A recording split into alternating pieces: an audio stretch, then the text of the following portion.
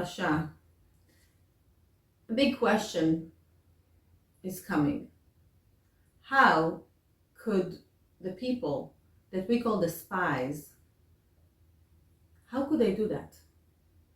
So if these people were just regular people, they just went for a mission, maybe. But these were not regular people. The people that were chosen to go to this special mission, they were the heads of the tribes of the Israelites. Each one was the head of a different tribe from the 12 tribes. And when they were going, they had a specific mission from Moshe and of course from God to tour the land and to come back. And they went for 40 days and they came back on the 9th of Av, which is a very, very challenging, negative time in the year. More than that, they could have made a change in this date and set it as the most happiest day in the year. But instead of that, every year since then, negative things are happening around that date in the world, to Am Yisrael. Very, very sad things. When we talk about this parasha, we cannot ignore the one big question, which is, how could they do that? Elevated people. These were not regular people. These were people that were chosen by God, by Moshe. They were the heads of the tribes. 12 people, each one were the leaders and the most elevated people in the 12 tribes of the Israelites. How could they go to such a holy mission and go back and say lies and slander so badly about the land of Israel in a way that caused death and so many bad outcomes to all of their nation? How could they do that? Again, the same people that saw the miracles, the 10 plagues, went out of Egypt, received the Torah. What's going on? So yes, these people were very elevated. They were the head of the tribes. And when they were in the desert, their tribe came to them for everything that they needed. They were the high society. They were the leaders. And the Midrash says that they were afraid that when they will go into Israel, the land of Israel, they will lose that place.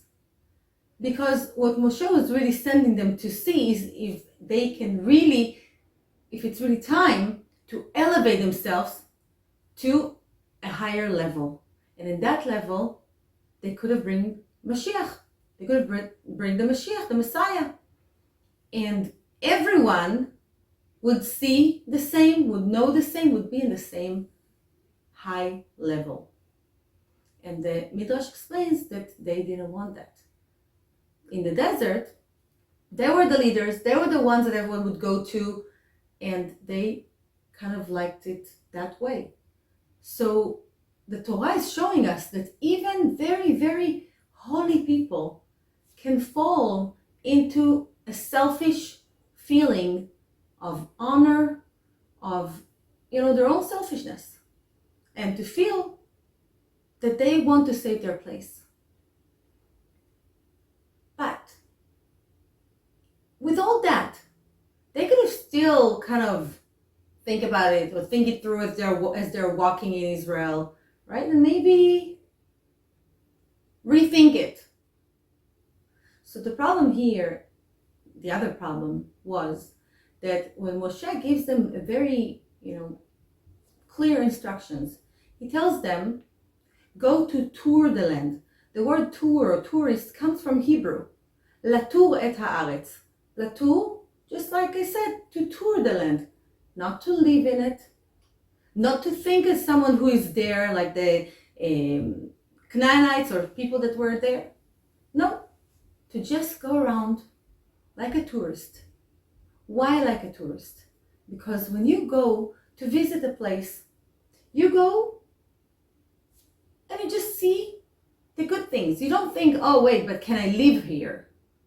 You just go and you write it in an objective way. You really see it with positive eyes, and you just go back and give your impressions. They didn't go with a pure heart. They didn't go with a pure mind. They went with their own agenda, with a selfish agenda.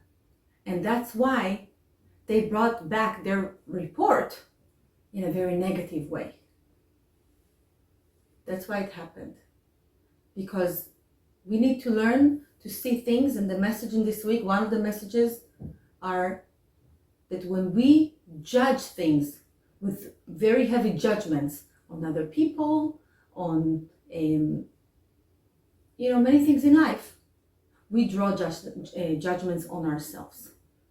And when we have so much negativity and judgment in our lives, it's very hard for us to see the light, to see the good things in everything. We only see the negative. It says you cannot give what you don't have inside. If you're filling yourself with darkness and selfishness, that's all you're going to see. Before the spies are going to see the land of Israel, Moshe is asking them to go and see if there is a tree in the land. And this kind of brings you a question. What Moshe cannot see that there are trees in the land? You can see from the borders trees. You can look everywhere. You can see trees. In the middle of the desert, you will see something that looks like a tree. Rabbi Shimon Bar Yochai in the Zohar, Parashat Shelach Lecha, explains that there is the land of Israel of the heavens, and there is the land of Israel on earth. And both of them are connected in Eretz Israel. They have a connection. And in the land of Israel on earth, there are roots that lead right away to heaven and to the main veins that lead to all the trees of the world. It says that King Solomon knew how to grow any type of tree near Jerusalem, because he had the knowledge about those veins. And Moshe is sending them actually to find the root for the tree of life.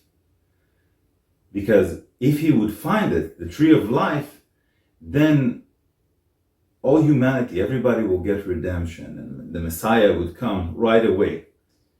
But eventually, the spies, they find the roots of the tree of knowledge, and they bring fruits that are related to the tree of knowledge. They bring grapes. Again, because they were connected to their selfishness instead of the benefit of everyone else. Exactly, because the tree of life gives a consciousness of fully good, and the tree of knowledge gives you good and bad. It's not pure good like the tree of life. Just like our world. Yes. Okay.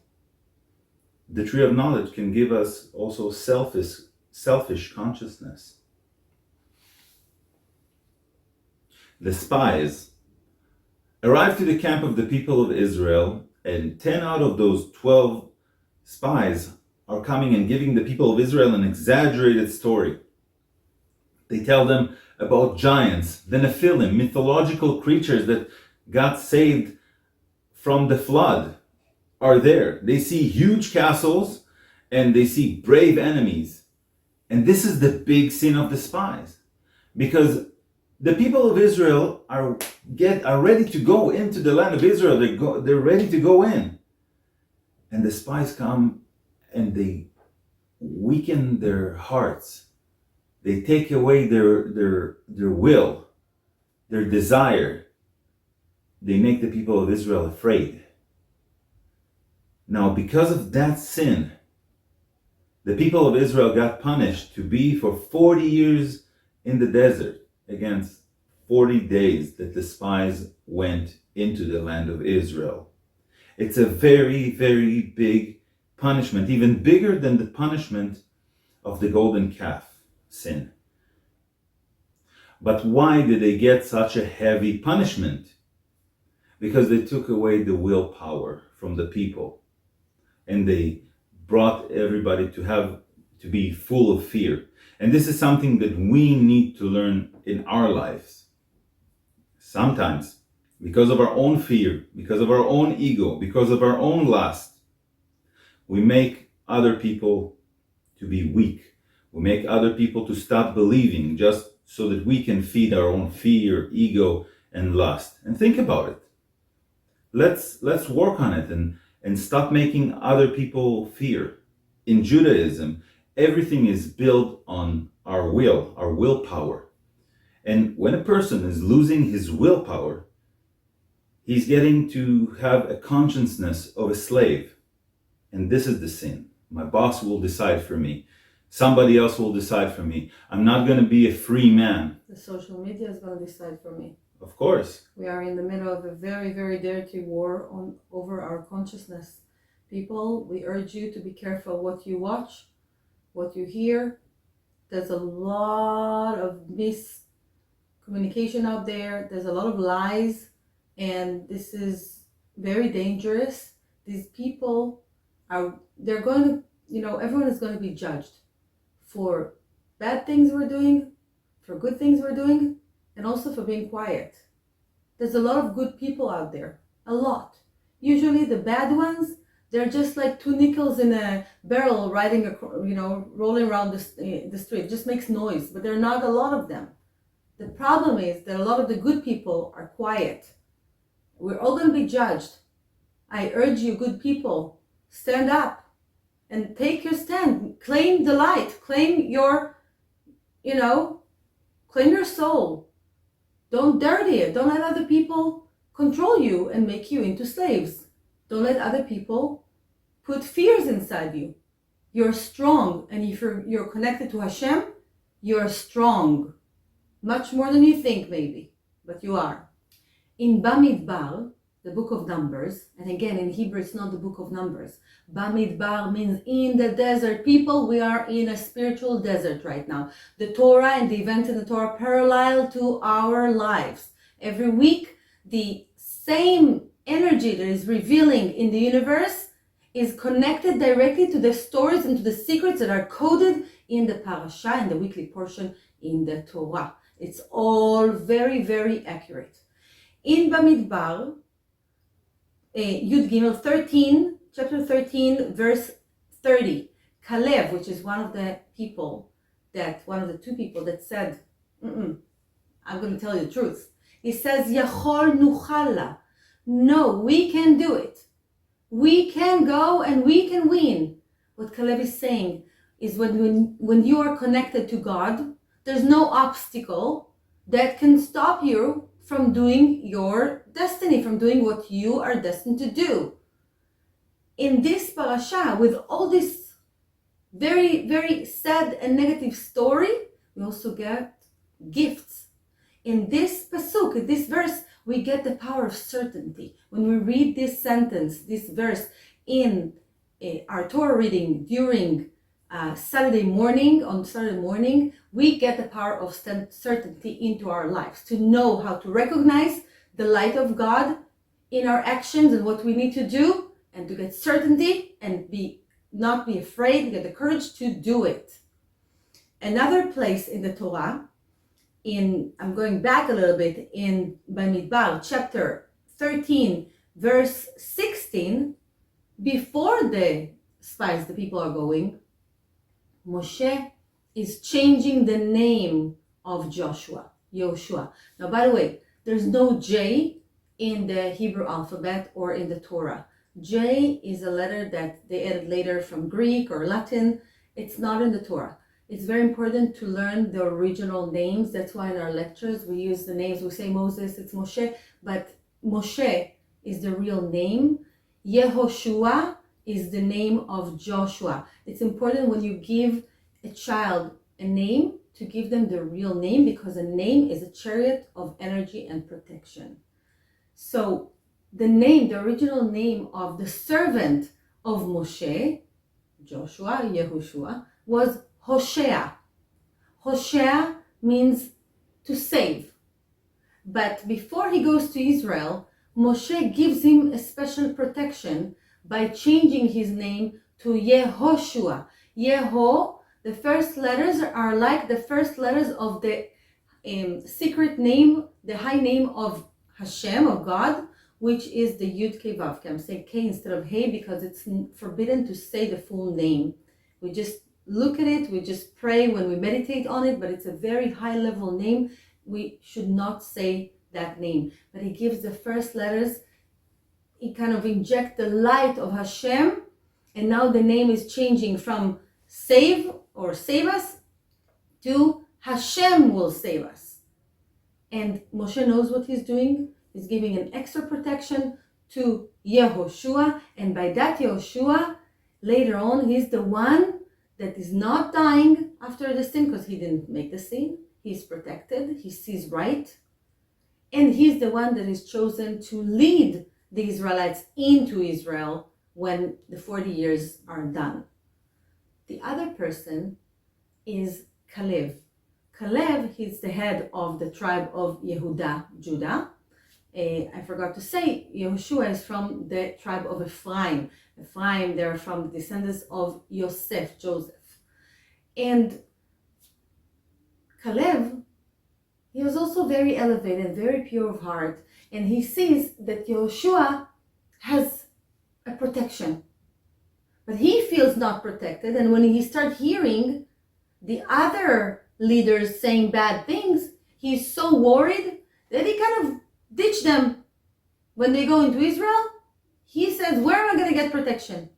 And he goes to Hebron, the city of Hebron, to the Machpelah cave, to the graves of the fathers and the mothers, to the grave of Abraham, Yitzchak, Yaakov, Jacob, Adam, Chava, Sarah, Rivka, Leah. He goes to get protection from the fathers and mothers of Israel.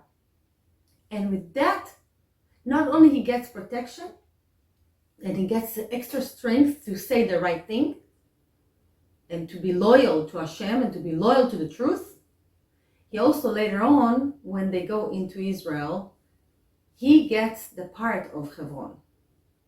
So you see, our environment can be toxic.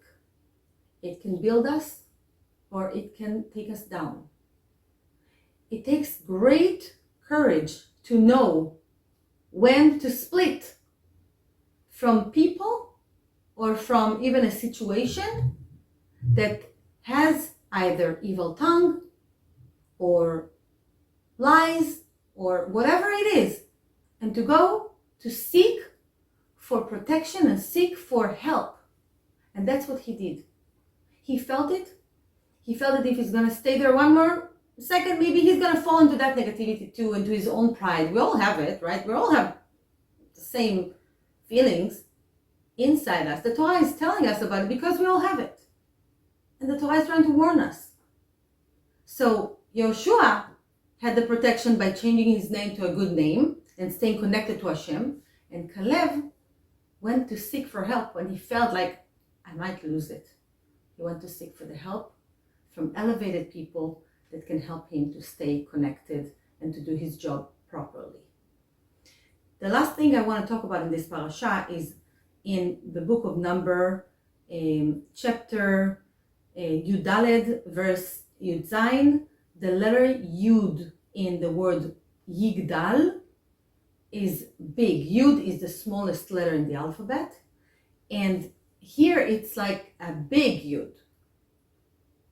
The letter Yud is connected to the seed level, and it kind of gives us an immune to get over our judgments and negativity and Leshon Hara, evil tongue, which is also another big lesson in this parasha, to try to cut down, to work on our evil tongue and how we talk to other people and about other people, and especially about Israel or the land of Israel or the nation of Israel.